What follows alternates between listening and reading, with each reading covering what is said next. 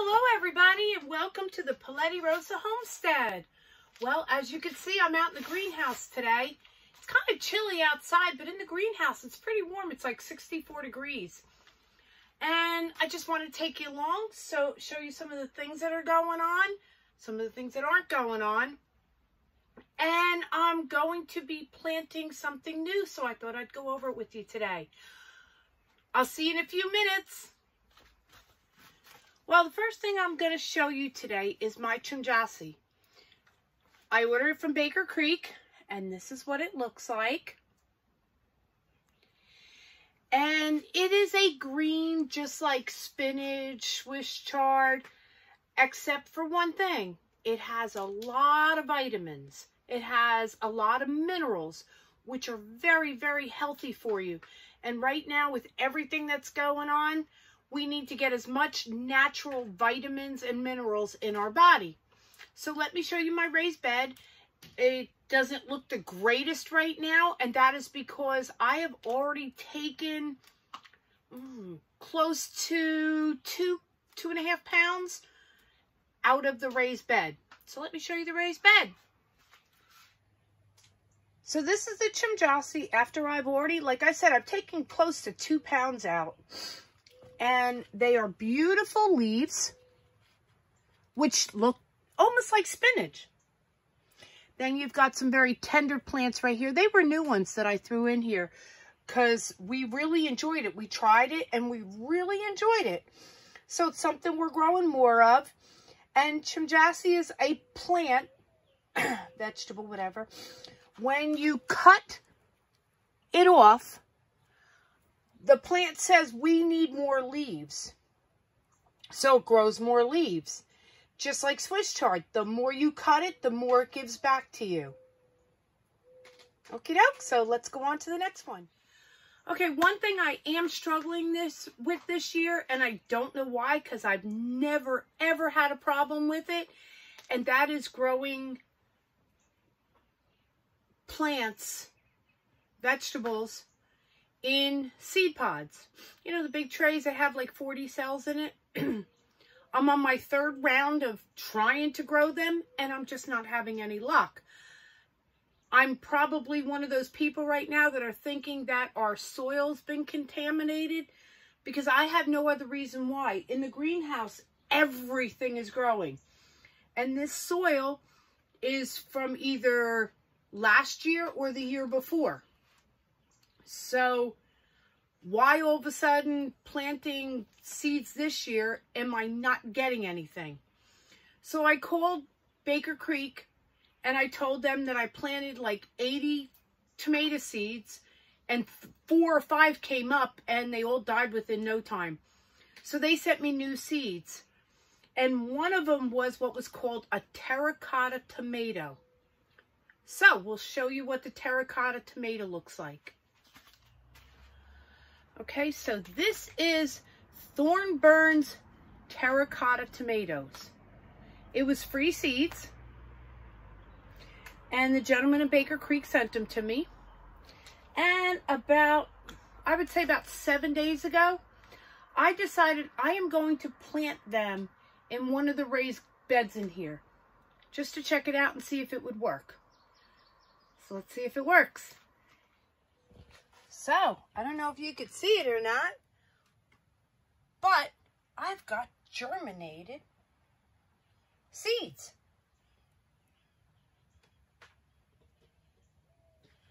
So this tells me right off the bat, this is not a problem with Baker Creek.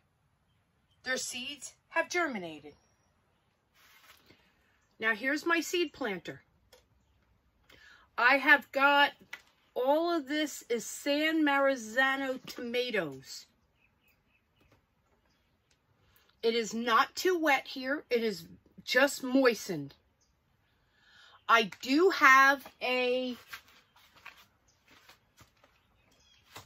cover for it. And it sits in the greenhouse here all the time. For a while, my second round of planting tomato seeds, I had them on a heat mat. Nothing germinated.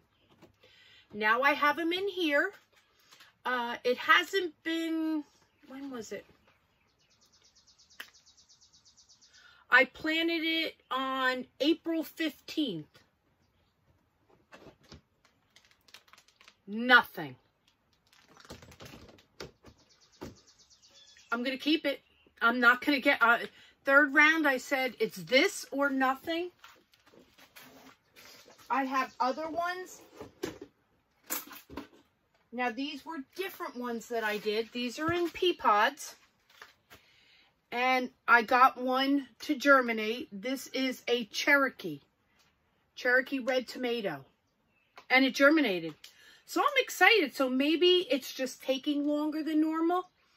So I got one going so far. I do have 2 more of those trays in the back. And I'm just hoping. It's got Amish paste tomatoes in it. It has Bonnie Best tomatoes in it. I have more Cherokee tomatoes. So I'm hoping eventually they are going to germinate. If not, I am going to try direct seeding this year in my garden. I don't know what else to do. I'll just have tomatoes later in the year. So, let's keep going. Well, here is a good look at my peas. They are just growing beautifully. And as you can see right there, there is some flowering. And there's flowering in other spots. So I'm really happy about our peas. I do think that I bunched up and did too many of them. So I'm going to see how that goes when it comes time for picking pods. Hopefully it won't be that bad. But in the future, I wouldn't plant as much. I think, like I said, I think I bunched them up a little bit too much. Let's go down to the next bed. And you will see our lettuce. I know I grew a little bit too much lettuce because we're kind of getting a little tired of the lettuce. But what happened is I started planting lettuce in this bed and it didn't look like it was going very well. So what I did was I planted another bed. And now we're getting tired of it. So what I plan on doing is I'm going to take out these 2 heads of lettuce and I'm going to plant something new. Let me show you.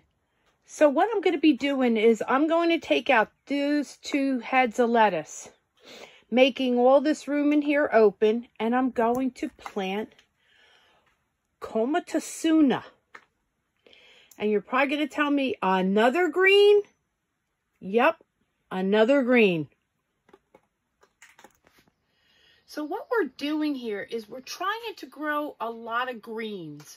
With everything going on, I don't want to put false things in my body. I don't want to use the vitamins that are out in the store and stuff. I'd like to put as much nutrients in this body that's natural. So we got these free seeds from Baker Creek, and let me give you a little bit idea about them. It's a traditional Cotta from Tokyo, Japan, that is dense in nutrition and so refined in flavor. Cotta is known as a spinach mustard, can be used cooked or raw and have a mild spinach flavor. It is tolerant of heat and frost, so it is good for all conditions. You sow it in place. It prefers a rich soil. Harvest individual leaves or cut the entire plant. And basically it sprouts in 5 to 8 days. That's fantastic. We only plant them 1/4 of an inch in the ground, and you place them 12 inches apart. And it is frost hardy. So that's what I'll be doing now. I'll be back shortly. Well, hello again. I did not get to finish the other day what I was doing. I had a really bad allergy attack. And I took a allergy pill, and that was it for the rest of the day for me. So I thought I'd bring you along today. Like I said, I didn't really do much at all the other day. So what I'm going to do today is I am going to take my Luffa plants. I've got some of them that are really long right here. Okay, so I am going to plant some of them today. So why don't you come on along with me? So what I plan on doing is on each of these fence posts, 1, 2, 3, 4, 5, there's 6 of them. I plan on putting a loofah, and then when I think I have one extra. Haven't figured out where I'm putting that yet. So let's get planting some loofah. Okay, so here we are. And let me just show you what I did. I am making my own compost. And that is because, or seed starter mix, however you want to call it. Because I have tried so many different methods, and I got a feeling that our seed starting mix, our compost, has been contaminated. So what I did on the advice of a homesteader was to make this one, I used 3 shovelfuls of peat moss, 3 shovelfuls of Miracle Grow, and 3 shovelfuls of black cow, and that's KOW, which is a cow manure. And I'm just mixing it together. And what I'm going to do is I'm going to make a hole in the ground. I'm going to put some of this in the ground, and then I'm going to add water and then the plant. Oh.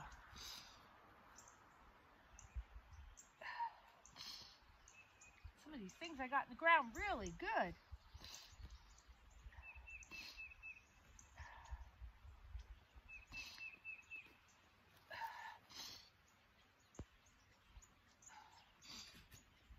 Okay. So I'm just going to rake the ground in the beginning because I just want to soften it up a little bit so that I can. If you have any weeds, leaves, anything like that, get rid of them there.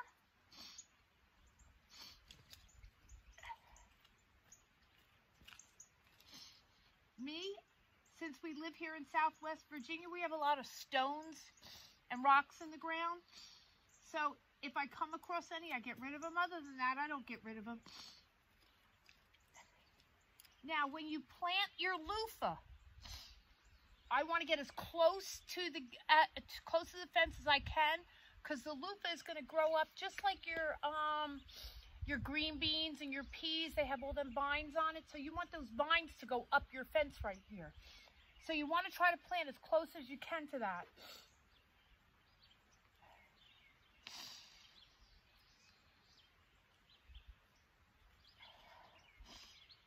Oh, I see. I got tons of ants down in here. Dang, I'm going to have to take care of that. They're not in the ground. They were on that black paper. Now, you don't have to go on a fence post. You can go on any part of the fence. I'm just doing the fence post just so that I know my markers. And then what I plan on doing this year is I plan on planting things inside of all these.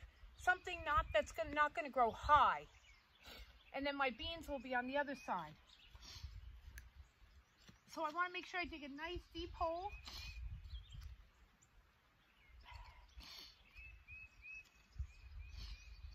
Okay. I'm going to put some of this around it.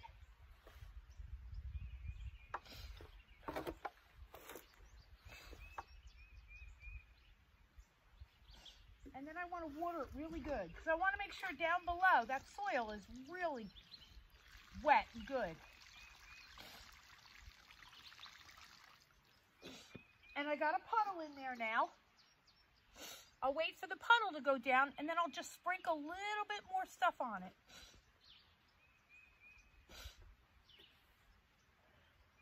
And the puddle's gone down, so I'm just going to sprinkle a little bit on there.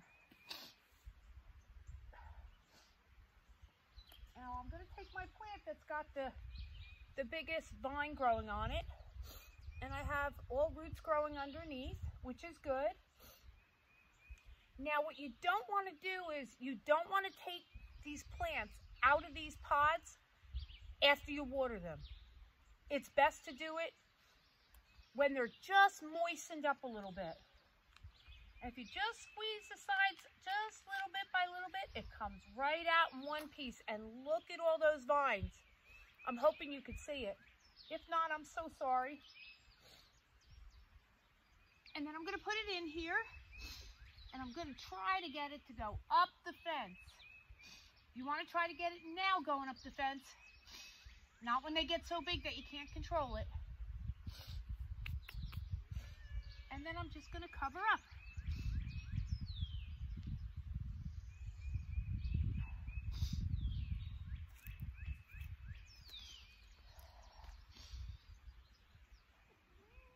And here's Mr. Bunny. He's always getting in the way. Come on, get going. Get going.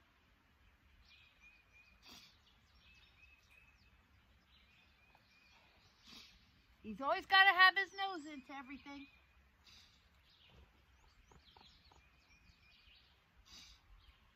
And then I'm just going to pat the ground down. And then when all these start getting bigger, I'm going to start attaching them to these fence posts.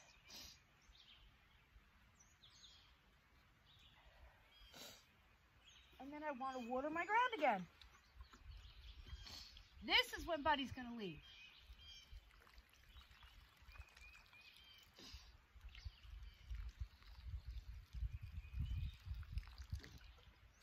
He's your typical kitty cat that does not like the water.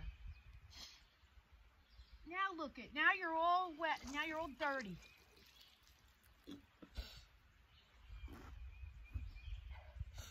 Now what I do sometimes is it's called ringing.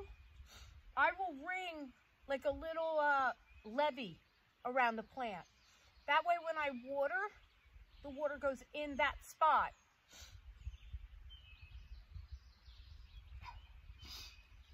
No, out. Go, out. Oh. And that's it. There's my first Luffa plant.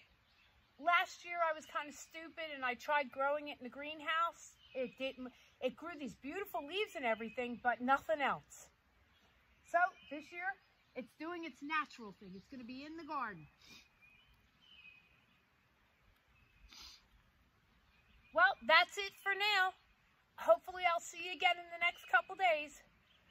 Welcome again to the Paletti Rosa Homestead. I hope you'll subscribe to my channel if you haven't already done so. Please give me a thumbs up if you like the video and leave a comment. I love to read people's comments. I don't get enough of them. And if you have any family or friends that are not subscribed to my channel and they like these kind of videos, please tell them to subscribe. I'm really trying to bring my subscriber base up. Okay? Have a great day, everybody. Bye-bye.